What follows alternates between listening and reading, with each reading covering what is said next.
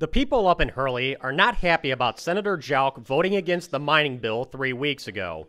This past weekend, Jauch held a listening session there to explain himself before a packed auditorium.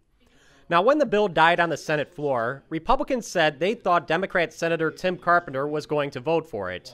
He wound up voting against it. Senator Jauch accused Senate Majority Leader Fitzgerald of having a different purpose in mind. It's the first time in years I've been in the legislature I've ever seen a majority leader schedule a bill that wouldn't pass. The reality is that he wanted the vote in order to make a political statement that Democrats don't care about jobs, Republicans do. And that is the sad... Jauch also talked about his many meetings with groups from Hurley. I don't think any of them would say that any time did they note that my interest in this legislation was to try to embarrass Governor Walker or make a Democratic stand.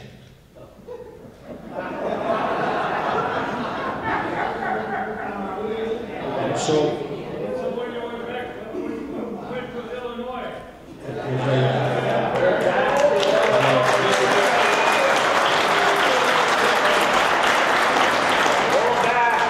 when the people in the crowd finally got a chance to unload, they let Jauch have it. So why didn't it happen? Well, perhaps the reason is political. I have here a Scott Walker recall petition, not only signed by you, but circulated by your wife.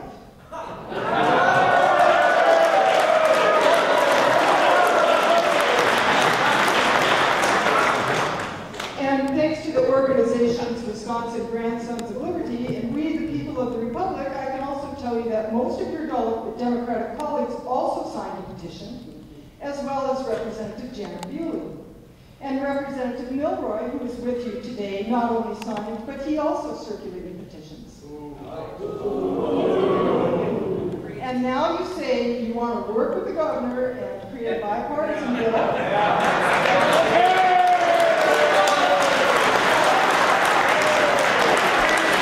When the woman was sitting over in Mellon worried about her well being dry, legislators sat there and listened, and they empathized, and I understand that. No one stood up and said, well, you know, it appears that the company may have a solution to the groundwater issue. It appears we may be able to bring water in from a different watershed to ease or alleviate.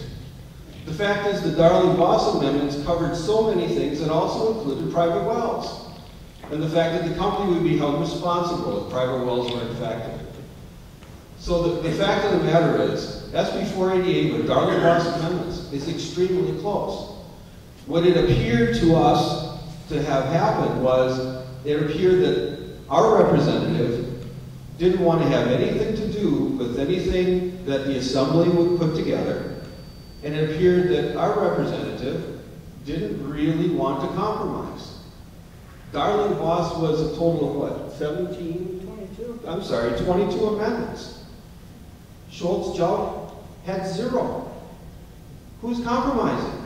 I looked at the sulfide issue first. That's been a red herring.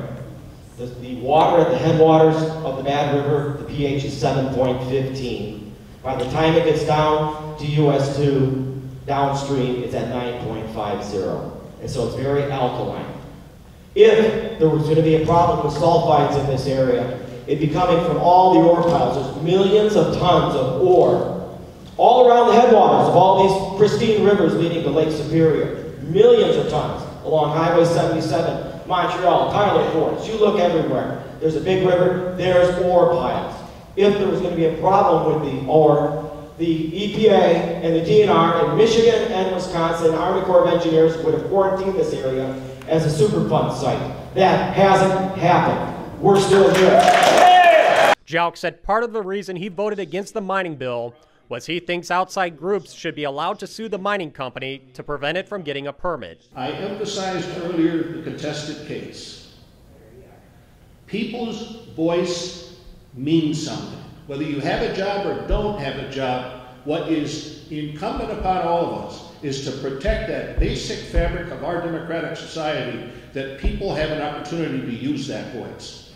And when government, for convenience, begins to cut off people specifically for one project, then we have failed those people. We have failed the citizenry. And I don't honestly think most of you who've expressed your anger today have thought through that point.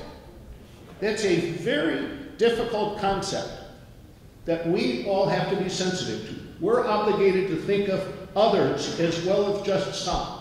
For the McIver Institute, I'm Bill Osmolsky.